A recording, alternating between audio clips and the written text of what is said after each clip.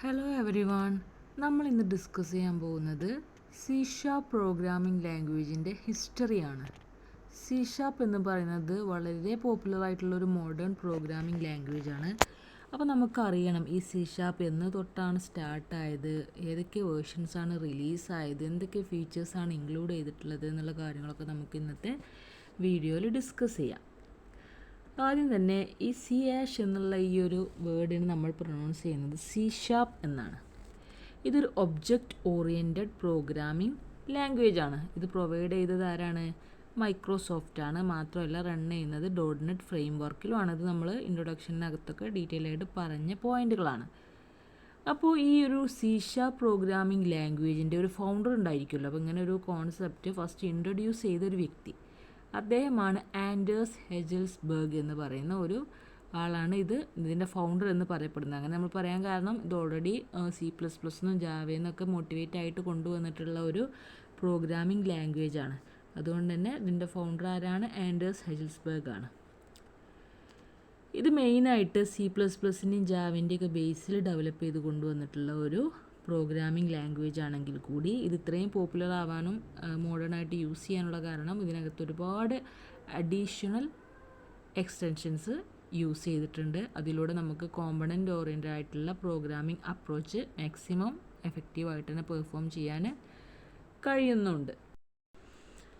C# programming language first റിലീസായത് 2002 അതിനുശേഷം ഒരുപാട് evolved ആയിട്ടുള്ള ഒരു പ്രോസസ്സ് തന്നെ C# പ്രോഗ്രാമിംഗ് ലാംഗ്വേജിൻ്റെ കേസിൽ ഉണ്ടായിട്ടുണ്ട്. അതായത് ഇപ്പോൾ 2015 കണക്കെടുക്കുമ്പോൾ C# 5.0 വേർഷനാണ് റിലീസായതെങ്കിൽ 2022 എത്തുമ്പോഴേക്കും അത് 11ഉം 12ഒക്കെ ആയിട്ട് മാറിയിട്ടുണ്ട്. അത്രയും അഡ്വാൻസ്ഡ് ആയിട്ട് C# പ്രോഗ്രാമിംഗ് ലാംഗ്വേജ് മാറിയിട്ടുണ്ട്.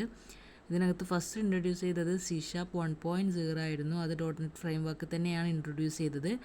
പിന്നെ 2015 കണക്ക് പ്രകാരം കറൻറ്റ് വേർഷൻ എന്ന് പറയുന്നത് 5.0 ആണ്.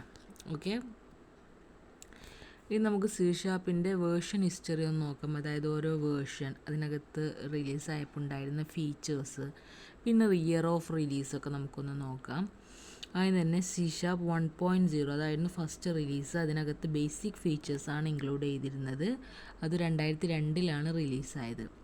പിന്നെ C# 2.0 അതിനകത്ത് ഒരുപാട് ഫീച്ചേഴ്സ് എക്സ്ട്രാ ആഡ് ചെയ്തിരുന്നു. അഡീഷണൽ ആയിട്ട് generics, partial types, anonymous methods, nullable types, static classes. അത് 2005 റിലീസായത്. പിന്നെ C# 3.0 അതിനകത്ത് വേറെ, LINQ, lambda expression, auto implemented properties, anonymous types, extension methods, അങ്ങനെ ഒരുപാട് ഫീച്ചേഴ്സ് ഇൻക്ലൂഡ് ആയിരുന്നു. അത് 2007 റിലീസായത്. പിന്നെ C# 4.0 ആണ് പിന്നെ റിലീസായത്. അതിനകത്ത് dynamic binding, named and optional arguments ഒക്കെ ഇൻക്ലൂഡ് ചെയ്തു. അത് 2010 പിന്നെ C# 5.0 അതിനകത്ത് asynchronous methods, caller info, attributes ഒക്കെ ഇൻക്ലൂഡ് ചെയ്തിരുന്നു. അത് 2012 റിലീസായത്.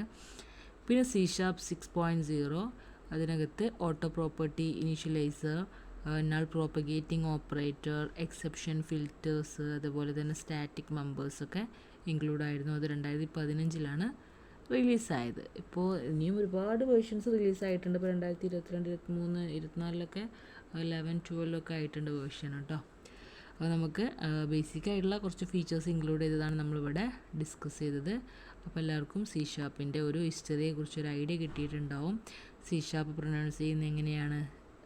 C# പ്രൊനൗൺസ് ചെയ്യുന്നത് C# എന്നാണ്. ഇതൊരു ഒബ്ജക്റ്റ് ഓറിയൻറ്റഡ് പ്രോഗ്രാമിംഗ് ലാംഗ്വേജ് ആണ്. മൈക്രോസോഫ്റ്റ് പ്രൊവൈഡ് ചെയ്തിട്ടുള്ള .NET ഫ്രെയിം വർക്കിൽ റൺ ചെയ്യുന്ന ഒരു പ്രോഗ്രാമിംഗ് ലാംഗ്വേജ് ആണിത്. ഇതിൻ്റെ ഫസ്റ്റ് ഫൗണ്ടർ എന്ന് പറയുന്നത് ആൻഡേഴ്സ് ഹെജൽസ്ബർഗ് ആണ്. ഇതാണ് ഇതിൻ്റെ ഫൗണ്ടറായിട്ടുള്ള ഒരു വ്യക്തി. C++ ആൻഡ് ജാവ പ്രോഗ്രാമിംഗ് ലാംഗ്വേജിൻ്റെയൊക്കെ ബേസിലാണ് C# ഡെവലപ്പ് ചെയ്ത് കൊണ്ടുവന്നിട്ടുള്ളത്. അപ്പോൾ ഈ C++ഉം ജാവയൊക്കെ നമ്മൾ കമ്പയർ ചെയ്തുകൊണ്ടുള്ള വീഡിയോസ് നമ്മൾ വേറെ സെറ്റായിട്ട് ചെയ്തിട്ടുണ്ടായിരുന്നു. C++ ആയിട്ട് കമ്പയർ ചെയ്യുന്ന വീഡിയോ ഉണ്ട്, ജാവ ആയിട്ട് കമ്പയർ ചെയ്യുന്ന വീഡിയോ ഒക്കെ ഉണ്ട് കേട്ടോ, പോയിട്ട് വാച്ച് ചെയ്യുക. പിന്നെ ഇതൊക്കെ ബേസ് ചെയ്തിട്ടാണെങ്കിൽ കൂടി ഒരുപാട് അഡീഷണൽ എക്സ്റ്റൻഷനൊക്കെ ഇതിനകത്ത് ഇൻക്ലൂഡ് ചെയ്തിട്ടുണ്ട്. കാരണം കമ്പോണൻ്റ് ഓറിയൻറ്റഡ് പ്രോഗ്രാമിംഗ് ലാംഗ്വേജൊക്കെ ഏറ്റവും ബെസ്റ്റായിട്ട് തന്നെ പെർഫോം ചെയ്യേണ്ടതുണ്ട്. 2002 സി ഷാർപ്പിൻ്റെ ഫസ്റ്റ് റിലീസ് എങ്കിലും ഒരുപാട് ഇവോൾവ്ഡ് ആയിട്ടുള്ള സ്റ്റെപ്പുകൾ ഇതിനകത്ത് നടന്നിട്ടുണ്ട്. ഇപ്പോൾ ഫസ്റ്റ് ഇൻട്രൊഡ്യൂസ് ചെയ്തത് 1.0 ആണ്, അതും ഡോട്ട് ഫ്രെയിം വർക്ക് തന്നെയായിരുന്നു. പക്ഷേ 2012 ഒരു 15 കണക്കുകൾ പ്രകാരം 5.0 ഇത് എത്തിയിട്ടുണ്ട്. 2022-23 കണക്കുകൾ പ്രകാരം അത് 11 എത്തിയിട്ടുണ്ട്. അപ്പോൾ അത്രയും ഇവോൾവ്ഡ് ആയിട്ടാണ് സി ഷാർപ്പ് പ്രോഗ്രാമിംഗ് ലാംഗ്വേജ് വന്നിട്ടുള്ളത്. പിന്നെ നമ്മൾ ഇതിൻ്റെ ഫീച്ചേഴ്സും കാര്യങ്ങളൊക്കെ ഒന്ന് ഡിസ്കസ് ചെയ്തു. 1.0ൻ്റെ കേസ് വരുമ്പോൾ 2002 റിലീസായത്. ബേസിക് ഫീച്ചേഴ്സ് വെച്ചിട്ടാണ് ഡെവലപ്പ് ചെയ്തിട്ടുള്ളത്. പിന്നെ 2.0 വന്നത് 2005. അതിനകത്ത് ഒരുപാട് അഡീഷണൽ എക്സ്റ്റൻഷൻസ് ഉണ്ട്. Generics, partial types, anonymous methods, nullable types, static classes.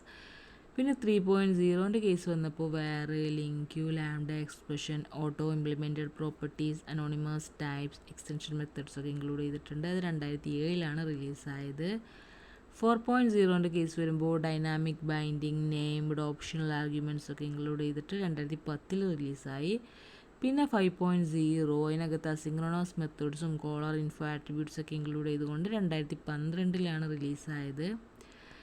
പിന്നെ 6.0 ആണ്. അതിനകത്ത് auto property initializer, null propagating operator, exception filter, using static members ഒക്കെ ഇൻക്ലൂഡ് ചെയ്ത് 2015 റിലീസായത്. അപ്പോൾ ഇത്രയാണ് നമുക്ക് സി ഷാർപ്പിൻ്റെ ഹിസ്റ്ററി പറയാനുള്ളത്. അപ്പോൾ കോൺസെപ്റ്റ് എല്ലാവർക്കും ക്ലിയർ ആയിട്ടുണ്ടാവുമെന്ന് വിചാരിക്കുന്നു.